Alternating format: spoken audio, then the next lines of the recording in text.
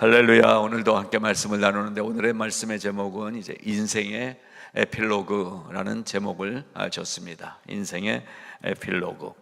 자, 소설이나 또 시 아니면 음악, 영화 이런 모든 작품들에는 에필로그, 프롤로그 이 두 단어가 숨어 있습니다. 프롤로그는 앞에 시작하는 부분이 되겠죠. 도입부. 또 에필로그는 마지막 이 서론과 결론 이러한 개념을 가지고 생각하면 되겠습니다. 음식으로 치면 애프타이저와 디저트가 될 수도 있겠죠. 그 영화 가게 되면은 영화가 끝나면 이제 자막이 쭉 나오죠. 그것을 가리켜서 이제 크레딧이라고 하는데, 이 크레딧이 쭉 나오면서 이 영화의 전체 스토리를 이렇게 엑기스를 다룬 화면들을 보여주는 경우들이 많습니다. 바로 그 부분이 에필로그가 되는 것입니다. 원래 이제 이 말은 그리스 신화에서 나왔어요. 프롤로그, 에필로그. 프롤로그라는 말은 프로메테우스에서 나왔는데요. 프로메테우스는 우리가 아는 대로 불의 신이죠. 불을, 신의 나라에서 불을 훔쳐다가 인간에게 갖다 줬는데 그게 그만 들켰어요. 그래서 제우스가 이 프로메테우스를 절벽에다가 묶어놓고 새들이 와서 쪼아 먹는 그러한 형벌을 받은 사람이죠. 그 사람의 이름에서 나왔고요. 또 이 에피메테우스라는 신을 이름에서 에필로그라는 단어가 나오게 됐습니다. 이 에피메테우스는 우리가 잘 아는 판도라의 상자, 이 판도라라는 여자와 비밀 상자를 제우스한테 선물로 받았는데 절대 이 상자 열어보면 안 된다고 그랬는데, 이 프로메테우스에게 선물로 준 여자가 그 상자를 열어본 거예요. 그래서 그게 이제 판도라의 상자다 이렇게 얘기하죠. 그래서 모든 재앙들이 거기서부터 다 나오게 됐다. 이러한 히랍 신화에 나오는 에피메테우스에서 나온 단어가 에필로그라는 단어입니다. 많은 설명을 할 수 있지만 바로 이 불의 신인 이 처형당한, 절벽에 매달려서 새에게 쪼임을 당하는 이 비참한 형벌을 당한 이 프로메테우스와, 그리고 판도라의 상자를 열어서 모든 온갖 재앙을 겪게 되는 그런 운명을 만난 이 에피메테우스의 이 이름에서 인생의 프롤로그와 인생의 에필로그를 우리는 배울 수가 있습니다. 만만치가 않은 인생을 산다.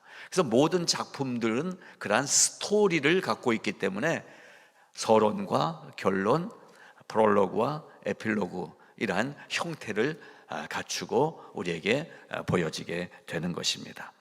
그래서 제가 오늘 이제 주보에 뒤에 보게 되면 목회 칼럼이 있는데 거기에 시가 한 편 쓰여져 있습니다. 이 시를 예로 말씀드리면 이제 그 자리라는 제목을 붙였지만 아버지에 대한 이야기입니다. 오늘 Father's Day를 맞이하면서 아버지에 대한 제가 썼으니까 저희 아버지를 생각하면서 쓴 거예요. 아버지에 대한 이제 회상을 하는 것으로 그냥 아버지가 그런 분이었다 하면 이거는 이제 시의 가치가 없어집니다. 시는 그 속에 담겨진 속뜻을 알아야 돼요. 그래서 그렇게 하면서 제가 에필로그, 프롤로그를 생각을 하면서 이 시를 마무리했습니다. 그래서 마지막에 보게 되면 산처럼 그렇게 큰 그림자 얼마나 두려울까 겁먹었지만 이렇게 편안타 든든타 말씀으로 몰려온다. 바람결 호의 들이마시는 숨속에 가득하게 채워지는 이 벅참이여 그 자리, 이렇게 눈이 시도록 푸른 하늘로 옮긴 그 자리, 이게 이제 이 시의 프롤로그의 성격을 가진 부분이 됩니다. 뭐냐면 아버지가 우리를 그냥 잘 키워주시다가 먼저 떠나신, 그냥 돌아가시고 이 세상에 안 계신 아버지로서 끝나는 그러한 인생이 아니라 신앙의 아버지로서 하늘나라로 옮겨가신 아버지의 자리가, 전에는 아버지 자리가 있었는데 여기에 지금은 우리 눈에 안 보이지만 하늘나라에서 우리를 위해서 기도하시는 그 아버지로 이렇게 연결을 시키는 거죠. 그러니까 시에서 이렇게 에필로그와 프롤로그를 사용하게 됩니다. 자, 오늘은 이제 모세라는 인물을 통해 보면서 우리 인생의 에필로그가 어때야 되는지를 살펴보고자 하는 것입니다. 오늘 말씀 신명기에 쭉 보게 되면 드디어 이 신명기에서 모세가 이스라엘 백성들을 인도해서 긴 세월을 광야를 지나면서 도착합니다. 그리고 이제 가나안 복지에 들어가게 되는데, 읽은 대로 모세가 당연히 들어가야 되는 거죠. 여기까지 애쓰면서 인도해 왔는데, 근데 오늘 말씀에 있는 대로 모세는 들어가지 못합니다. 모세가 모압 평지에서 이제 느보산에 올라가서 멀리 약속의 땅을 바라보는데 하나님의 음성이 들려옵니다. 너는 그리로 건너가지 못할지니라. 그리고 그 말씀대로 긴 세월 동안 이스라엘 백성을 인도해온 모세가 5절 6절에 보게 되면, 이에 여호와의 종 모세가 여호와의 말씀대로 모압 땅에서 죽어 벳보을 맞은편 모압 땅에 있는 골짜기에 장사되었고 오늘까지 그의 묻힌 곳을 아는 자가 없느니라. 성경은 모세의 인생의 에필로그를 이렇게 마무리합니다. 이 설명으로 모세의 120년 인생이 마무리가 됩니다. 그런데요, 오늘 이제 7절, 8절을 읽었는데 이 8절에서 모세의 인생의 기록이 끝났다면 성경은 부족한 책이 될 것입니다. 8절에서 끝나지 않고 분명히 모세가 죽었는데 성경은 몇 절을 더 붙여놓고 있어요. 9절부터 10절, 11절, 12절에 이 9절부터 12절까지 덧붙여진 이 이야기가 모세의 인생 이야기의 에필로그, 프롤로그, 바로 서론이 있었던 모세의 이야기가 이제 마지막 에필로그의 결론을 내주고 있는 것입니다.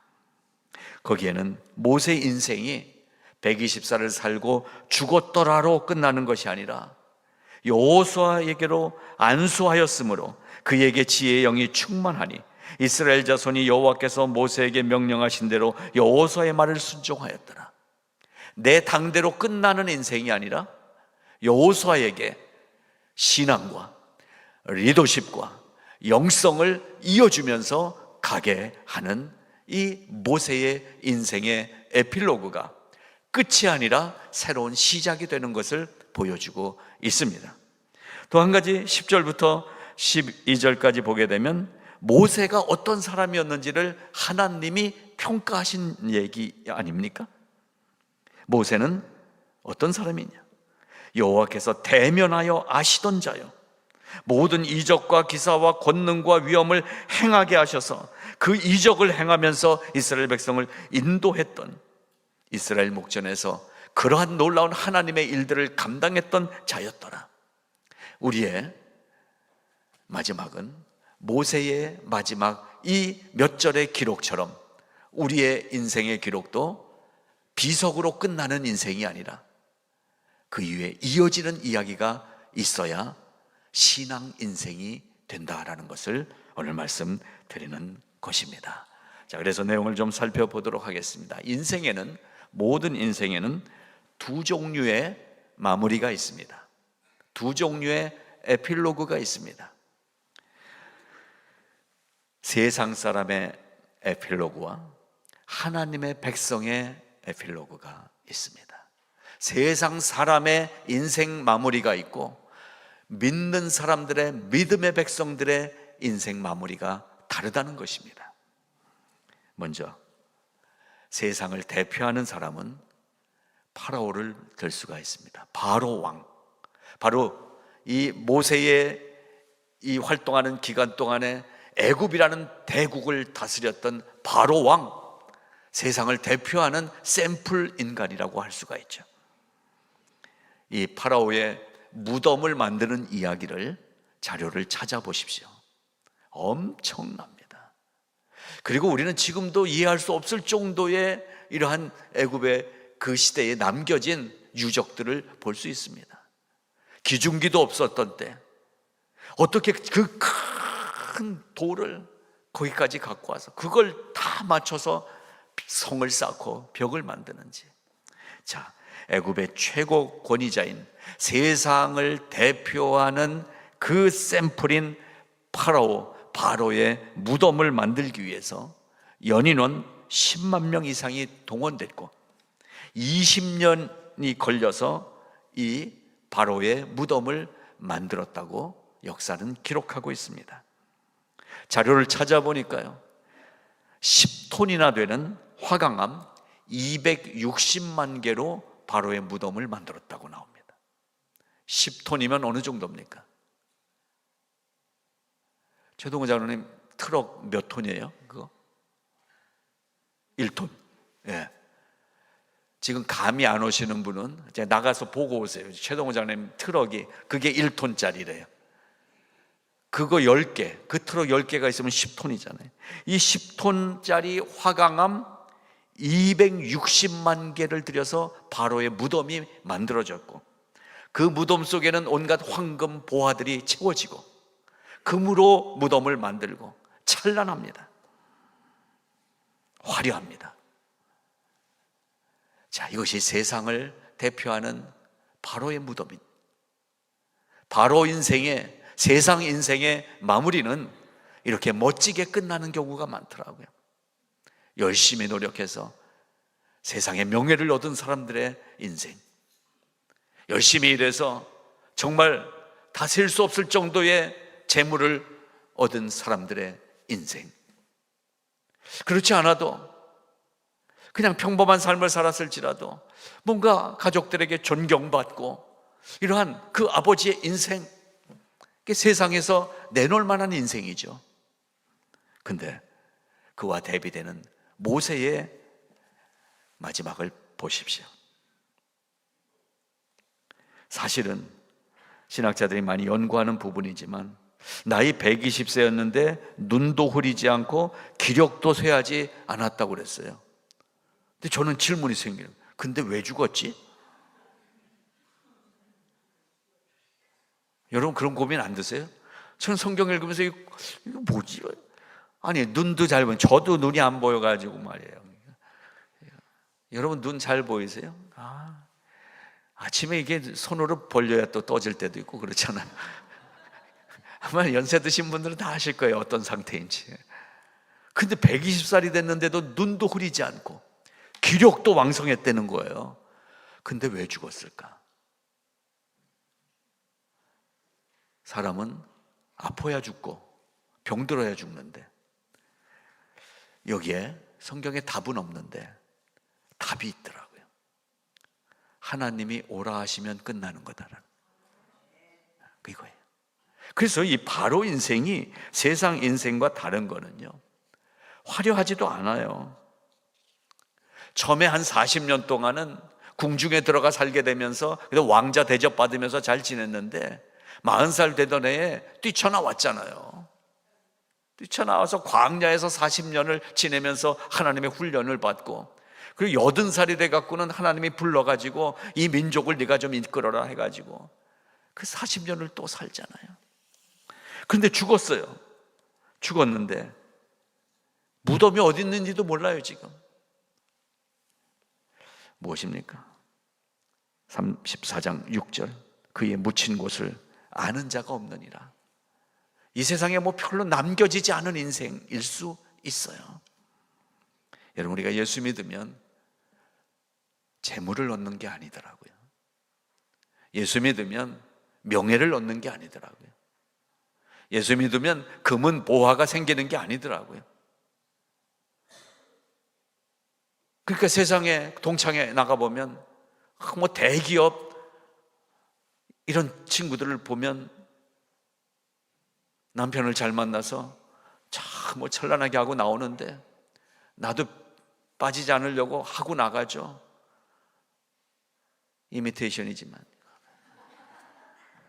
그게 겨우 우리 권사님들 동창회 갖고 별로 힘을 못 쓰시는 것 같아요.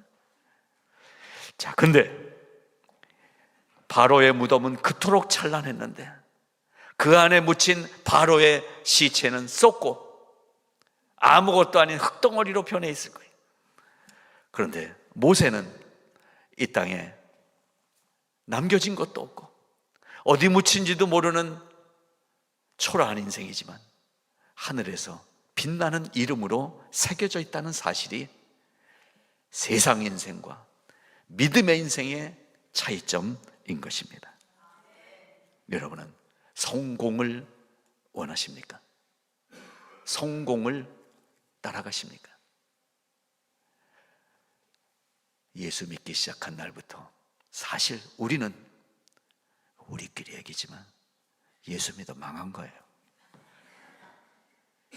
예수 믿으면 내가 번 건데 내 게 아니잖아요. 나 혼자 다 먹고 사는, 나만 잘 사는 거 아니잖아요. 세상 사람들이 볼 때 예수 믿으면 저 바보가 되는 거예요. 근데 그 길을 우리가 선택했잖아요. 여러분, 혹시 지금이라도 늦진 않은 것 같아요. 후회가 되시면 저기 가면 조계사도 있고. 여러분, 우리는 화려함을 쫓아오는 인생이 아니라 가치를 쫓아가는 인생인 줄로 믿습니다. 그것도 최고의 가치, 밸류가 있는 인생인 거예요. 우리 인생이 초라한 것 같아도 우리가 부끄럽지 않은 이유가 모세의 인생 속에서 발견됩니다. 성도의 에필로그는 절대로 초라하지 않습니다. 오히려 무덤이 없는 모세가 천국에서 당당하듯이, 또 빈 무덤만 남기고 사라지신 예수님이 천국에서, 이 지상에서, 온 세계에서 만유의 주님이시듯 우리 신앙으로 산 인생의 에필로그는 별로 멋있게 우리 눈에 남아있는 건 없을 것 같아도 가장 복된 인생을 선택했다는 자신감을 회복하시기 바랍니다. 19세기 말 독일의 극작가인 베르톨트 브레이트라는 작가는 죽음을 두려워하지 말고 잘못 산 인생을 두려워하라 라는 명언을 남겼습니다. 그런가 하면 우리가 잘 아는 이효령 교수는 몇 년 전, 돌아가시기 얼마 전 지성에서 영성으로 라는 책을 통해서 이런 얘기를 남겼습니다. 하나님은 아담에게 그리고 아브라함에게 생육하고 번성하라, 땅을 정복하라, 끝없이 아이를 낳아서 온 지상을 생명으로 덮으라고 말씀하셨습니다. 그리스도인은 생명 자본을 남기는 사람들입니다. 이렇게 설명했습니다. 여러분, 우리는 믿음의 생명을 남기는 에필로그를 사는 사람들인 것입니다. 이 땅에 무엇을 남길까? 신앙의 가문을 남기는 것입니다. 믿음의 생명력을 남기는 것입니다. 인류의 오래된 습성 중에 하나가 플렉스다라고 말한 사람이 있더라고요. 플렉스. 여러 뜻이 있지만 그 중에 플렉스라는 뜻 중에 하나가 과시욕, 허영심, 이러한 뜻이 있더라고요. 쉬운 말로 훅가시, 뻥, 이런 말이에요. 되게 이민 온 분들이 이 플렉스가 강한 것 같아요. 그래서 한국에 다 있더라고요. 다 금송아지 한국에 다 있더라고요. 내가 이 취급 받을 사람 아니야. 그래서 그걸 교회 와서들 하니까 교회에서 싸움이 나더라. 나를 뭘로 보고 그래? 뻥튀기를 합니다. 가오 잡아보려고 합니다. 세상은 이렇게 힘과 권세로 살아가는 인생입니다. 끝까지도 그것을 내려놓지 못해서 내가 죽어서도 나는 보지도 못할 그 나의 무덤을 과시하기 위해서 이 엄청난 돈을 집어넣지 않습니까? 그런데 우리는 누구를 바라보며 삽니까? 선교사님들을 보시잖아요. 한국에 와서 그 젊은 여성의 삶을 드렸던 서서평 선교사나 줄리아 마틴 선교사. 그래서 몇 년 전 우리가 줄리아 마틴 선교사의 묘지를 갔잖아요. 여기 정말 그 정보와 자료를 듣고 해외 한인 교회 중엔 최초로 줄리아 마틴 선교사 묘지를 우리가 갔잖아요. 바로 여기 공항 가다가 있는 거기에 묘지가 있는데, 오래된 묘지예요. 거기에 줄리아 마틴 선교사가 묻혀 있는 거잖아요. 그래서 자료를 좀 더 찾다 보니까 이분이 한국에서 목포에서 고아와 과부들과 거지들, 이런 사람들을 돕는 삶을 살면서 자기는 아무것도 가진 것 없이 그러다가 일제에 의해서 추방돼 갖고, 집은 저 중부 어딘데 동생이 LA에 살고 있었나 봐요. 그래서 한국에서 추방돼서 이 LA에 와서 한 2년여 살았는데, 그 중에 1년 좀 넘게를 양로병원에 들어가 있다가 영양실조라는 병명으로 돌아가시게 됐던 거죠. 근데 찾아보니까요, 이 줄리아 마틴 선교사님이 마지막 1년 반 있다가 돌아가신 양로병원이 바로 우리 코앞에 있잖아요.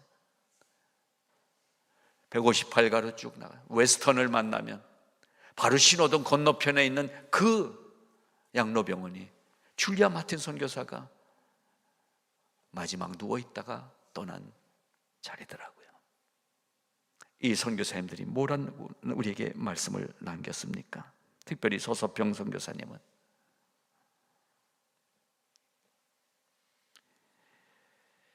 그분이 남긴 한마디 한마디가 우리에게 생명력이 되는 그 삶이 믿음 인생이라는 것입니다.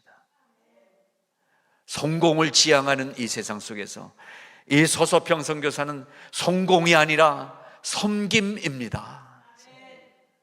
성도의 삶은 성공을 찾아가는 삶이 아니라 섬기는 삶이라는 것입니다. 섬기는 자리에 있는 거예요. 그것이 우리의 인생 이야기입니다. 그래서 모세처럼 우리의 죽은 후에 남아있는 것이 아무것도 없을지라도, 초라해 보여도 영원한 하늘나라의 이름이 기록된 생명의 죽음이라는 사실이 저와 여러분이 선택한 신앙의 삶이라는 말씀인 것입니다. 모세의 이 에필로그가 가르쳐주는 교훈이 바로 이것입니다. 무덤도 찾을 수 없고 어디가 있는지도 모르고 그가 남겨진 아무것도 없고, 그래도 40년 동안 광야를 지내는 동안은 최고 지도자였어요. 모세가 말을 했어요. 모세가 명령을 했어요. 하나님을 모세가 대표로 만났어요. 그러나 마지막 도착해서는 원하는 가나안 땅에도 못 들어가고 여기서 죽었는데, 돌무덤이나 해놨는지 나중에 후손들이 그 자리도 찾을 수 없는 초라하고 비참해 보이는 모세의 마지막 에필로그이지만, 그 속에서 우리가 찾는 것은 무엇입니까? 성공이 아니라 조용한 섬김인 것입니다. 이 시대 교회가 왜 세상으로부터 무시당하고 조롱당합니까? 교회도 똑같이 성공지향으로 가니까 뭐 우리와 다를 바 없네, 우리보다 더 독한 놈들이네, 이게 교회를 향한 손가락 아닙니까? 이 세상에 누가 다른 사람을 섬기며 삽니까? 우리가 하는 거잖아요. 예수 믿는 우리가 그 일을 하겠다고 믿음을 갖겠다는 거 아니겠어요? 섬김인 것입니다.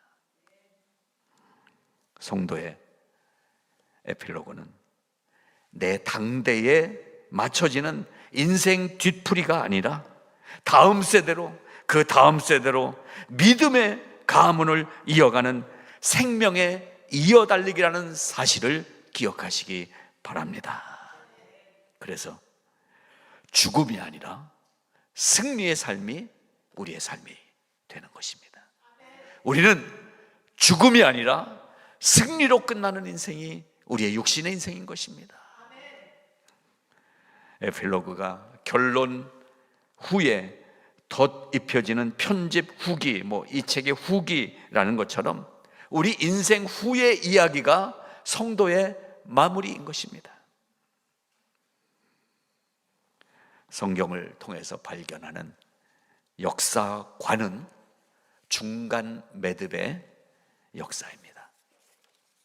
세상은 성공을 지향하기 때문에 점점점 포르테시모 커지거나 점점점 많아지거나 점점점 높아지거나, 이것이 세상의 역사입니다.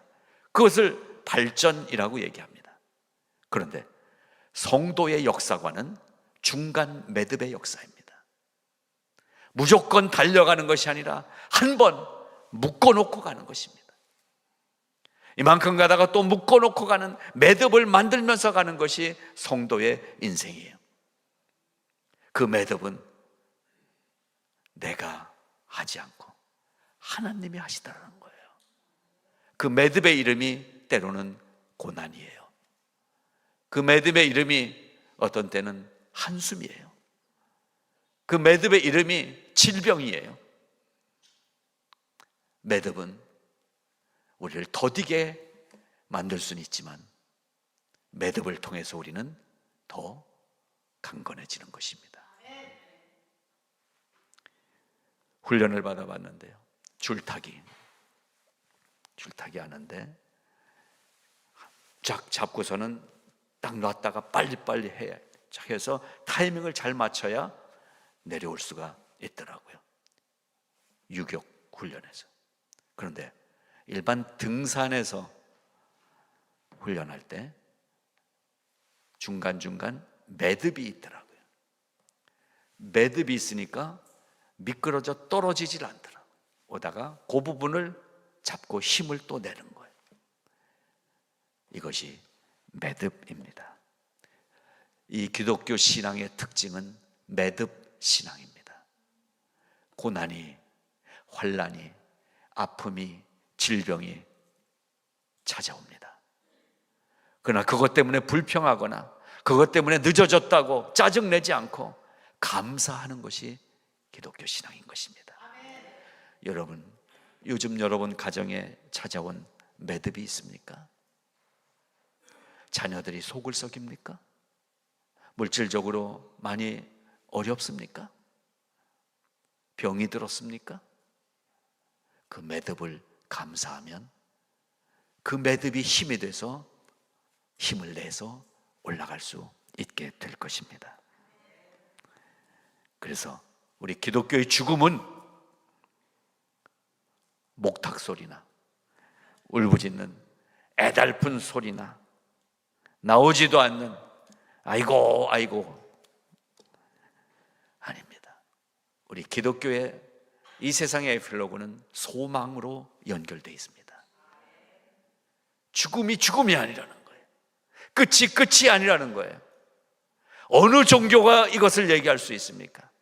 어떤 철학자가 이것을 얘기할 수 있습니까? 오직 성경만이 이것을 얘기해 주고 있습니다. 우리는 그 말씀을 받아서 믿으면 되는 것입니다. 끝이 아니라는 것입니다. 그래서 장례할 때 부르는 찬송이지만 이 찬송이 우리의 인생에 이어달리게 할 다음 세대로 이어져가는 찬송인 거예요. 보아라 즐거운 우리 집, 밝고도 거룩한 천국에 거룩한 백성들 거기서 영원히 영광에 살겠네. 이 세상의 집들은 우리끼리 행복합니다. 우리 집은 따뜻합니다. 우리 집은 괜찮습니다. 그런데 성도의 가정은 거룩한 천국에, 거룩한 백성들, 거기서 영원히 영광에 살겠네. 이 세상에서 영원히 살려고 노력하더라고요. 여러분, 이 세상에서는 영원히 사는 게 저주 아니에요? 나이 들어 사는 거 너무 좋은 일이 많은데 점점 몸이 힘들어지고 고통스러워지면 삶이 꼭 축복은 아닌 것 같다는 생각이 들지 않으세요? 근데 우리에게 뭐가 있습니까? 소망의 줄이 천국으로, 거기로 연결되어 있는 거 아니에요? 거기로. 거기서 기쁘고 즐거운 집에서, 거기서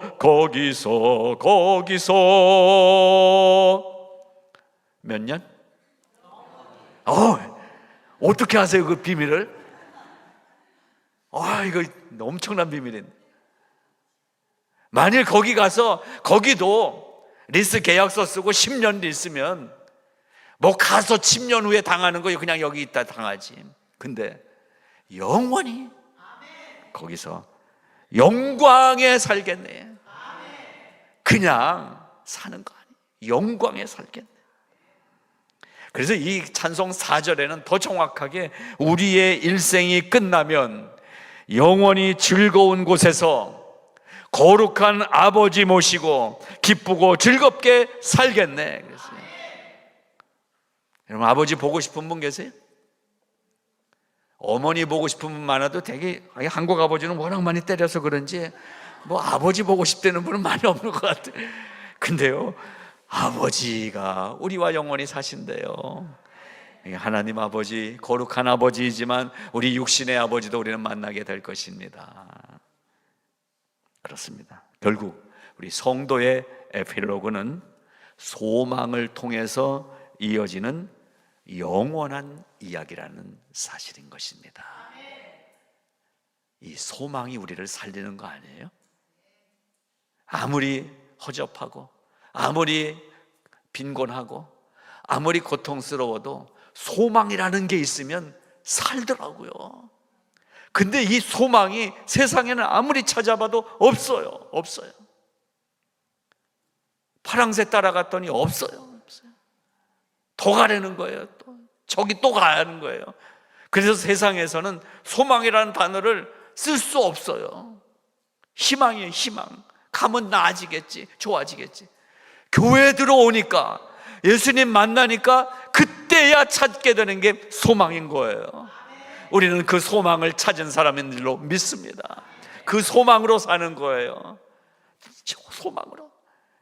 플렉스, 허영심, 사치, 자랑, 후가시, 우리 거 아니에요. 그거는 우리는 소망을 붙잡는 것입니다.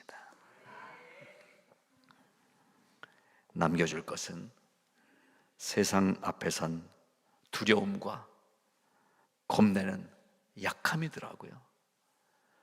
얘들아, 살아보니까 세상 만만치가 않아. 너 열심히 해야 돼. 이건 착한 아버지가 자식에게 하는 얘기 아니에요? 너 그렇게 살면 힘들어. 근데 대충 다른 아버지는 어떻게 하는지 아시죠? 자빠져가 야 빨리 못 일어나! 이게. 근데 착하게 말하든 소리질러 말하든 세상에서는 겨우 남겨주는 얘기가 이 세상은 힘들다, 이 세상은 어렵다, 이 세상은 답답하다, 너는 잘 돼야 돼. 그러니까 저놈을 밟아서 너는 올라가야 돼. 이게 세상 부모들의 속마음이더라고요. 근데 오늘 저는 이 칼럼 시를 통해서도 썼지만은 우리의 신앙 인생의 에필로그는 바로 이것입니다. 아버지, 산 같은 아버지가 이제 그림자만 남기고 떠나가셔서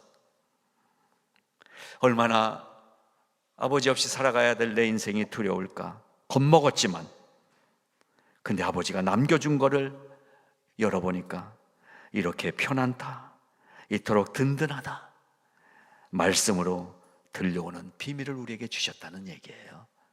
이 성경 말씀 속에 평안과 든든함을 유언으로 우리에게 남겨주신 거예요. 그래서 들이마시는 숨 속에 가득하게 채워지는 소망의 벅찬 감정이 우리에게 주시는 축복이 아닙니까? 그 자리, 아버지 계시던 그 자리, 눈을 씻고 찾아봐도 여기선 찾을 수 없는데 내 옆에 계시던 그 아버지가 이렇게 눈이 시도록 푸르른 저 하늘로 옮겨가서 이사 가셔서 저기서 계시는구나. 나도 갈 그곳. 신앙은 이어 달리기입니다. 나 혼자 달리는 100m 달리기, 죽어라 달리는 운동경기가 아니라 내가 숨이 이제 다 찰 정도가 됐을 때 바톤을 넘겨주면 그 다음 계주 선수가 뛰는 계주를 달려가고 있는 것입니다. 우리의 자녀들에게, 우리의 손주들에게, 우리의 다음 세대들에게 우리는 바톤을 넘겨주고 이렇게 달려오면 우리에게 승리가 있다, 이것을 가르쳐 주는 것입니다. 말씀을 마무리합니다. 서서평 선교사나 줄리아 마틴 선교사 같은 신앙의 어른들이 우리 한국 교회사 속에 있었고, 한국 사람으로도 김종섭이라는 인물이 등장합니다. 도를 연구하고 선을 연구하고 깊은 인생의 고뇌를 연구하면서 길선주라는 분과 둘이 친구예요. 그런데 이 김종섭이라는 사람이 선교사들을 통해서 어느 날 이 복음을 만나게 됩니다. 그래서 김종섭이라는 사람이 길선주라는 친구에게 너도 교회를 가봐라, 전도한 사람이에요. 이 길선주는 누굽니까? 한국 초대교회 평양 대부흥의 시발점이 됐던 바로 그분이 길선주 목사님이잖아요. 그런데 이 김종섭이라는 사람의 이름은 교회사에 잠깐 등장하고 없어요. 그러나 우리는 기억합니다. 김종섭이라는 한 사람의 심령 속에 성령이 임하시고 길선주라는 한 친구에게 전도해서 위대한 대한민국의 초기 교회를 이끌어가는 지도자를 만들어낸 것처럼 김종섭 이름은 우리에게 남아있지 않지만 하늘에는 이 김종섭이라는 이름이 분명히 기록되어 있을 것입니다. 이분의 이름이 남지 않았던 것은 나중에 목사가 됐지만 큰 목회를 한 것도 아니에요. 별명만 남아있어요. 조선의 눈물의 사도. 지나가다가 가난한 사람 보면 그 자리에서 안타까워서 울고, 아픈 사람 보면 너무 아파서 울고, 그래서 눈물의 사도라는 이름으로 살다가 떠나신 분이 김종섭 목사님입니다. 여러분, 이렇게 섬김을 사는 성도는 어느 날 가다가 차에 치여 당하는 죽음이 아니라 어떠한 죽음이 나를 기다리든 나는 준비하고 있는 죽음을 맞이하는 사람들인 것입니다. 여러분, 죽음이 언제 올지 모르면 두려운 인생을 살 것입니다. 그러나 죽어도 사는 소망을 붙잡은 사람은 오늘을 기쁘게 살 수 있는 것입니다. 선택은 여러분의 몫입니다. 두려워하며 살 것이냐, 소망을 갖고 기다리며 살 것이냐.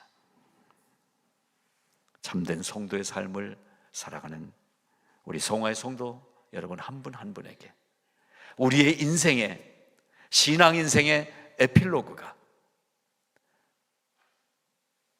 화려한 수식어로 단장된 비석의 비문이 아니라 하늘나라에 기록된 나의 이름이 우리의 에필로그가 될 수 있기를 축복합니다. 기도하겠습니다. 하나님 감사합니다. 한 인생을 살고 가는 수많은 사람들 중에 우리를 믿음의 자녀로 불러주심을 감사합니다. 믿음으로 살게 하여 주시옵소서. 자랑하며 사치하며 들먹거리며 사는 자가 아니라 연약한 자들을 섬기며 이웃을 섬기며 살아가는 섬김의 삶이 되게 하여 주시옵소서. 그리하여 소망을 붙들고 한 걸음 한 걸음 복된 삶을 걸어가는 주의 백성들 다 되게 하여 주시옵소서. 예수님 이름으로 감사하며 기도드리옵나이다. 아멘.